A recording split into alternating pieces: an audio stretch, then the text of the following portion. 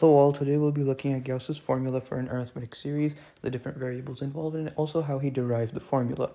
So first of all, an arithmetic series is the sum of all terms in an arithmetic, sometimes known as a linear sequence. So examples of these would be something simple like 1, 2, 3, 4, or something a bit more complex like -10, -20, -30. And a series would look at these and add up the terms.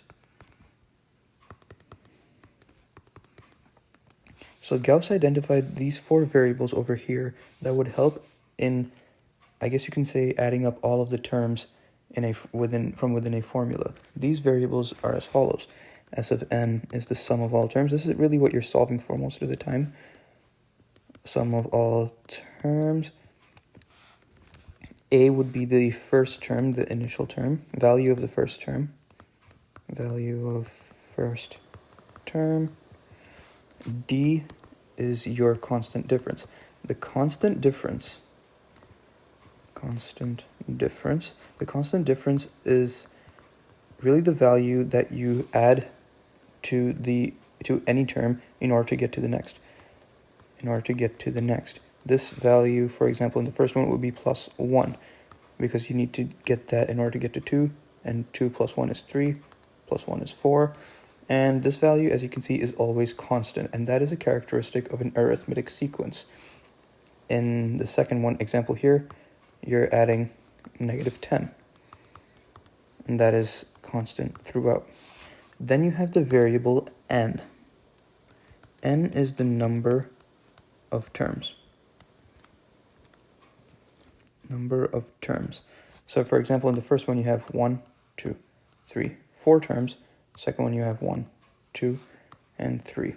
So Gauss looked at this formula and decided to use these variables to represent a general sequence of numbers, and if you add up those terms you get a series. So your first term would be denoted by a, and then your second term would be a plus d representing the d being the constant, and then your third term would be a plus 2d, because now you have twice the amount of the constant being added to your initial value. And you can keep on doing that, a plus 3d, a plus 4d, all the way down to infinity, really.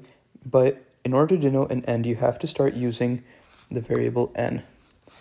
And the variable n is, I guess you can say, a part of the coefficient of variable d.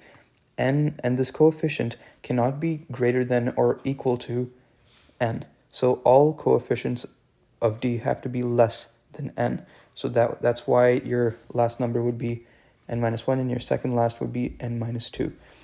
So Gauss also had the idea of writing this exact line over here in reverse right below. Then he also decided to add up these lines in order to get, I guess you can say, a combined equation. And he did this by adding up the terms with their respective ones in the other line. So this means the first terms of the first and second line were added up, second terms from the first and second line added up, third terms, fourth terms, fifth terms, all the way down to the last terms. And he always got the same answer for each addition. He would always get 2a plus n-1 d. And since there were n amount of terms, he would always get n times 2a plus n-1 d. And this is really the base of the formula. But there is a part missing. Since you are adding the terms twice, since he wrote this entire sequence twice, there's the first time and here's the second time, he had to divide this by 2 in order to get the formula. So the final formula by Gauss for an arithmetic sequence is S of n equals to n times 2a plus n-1 d all over 2.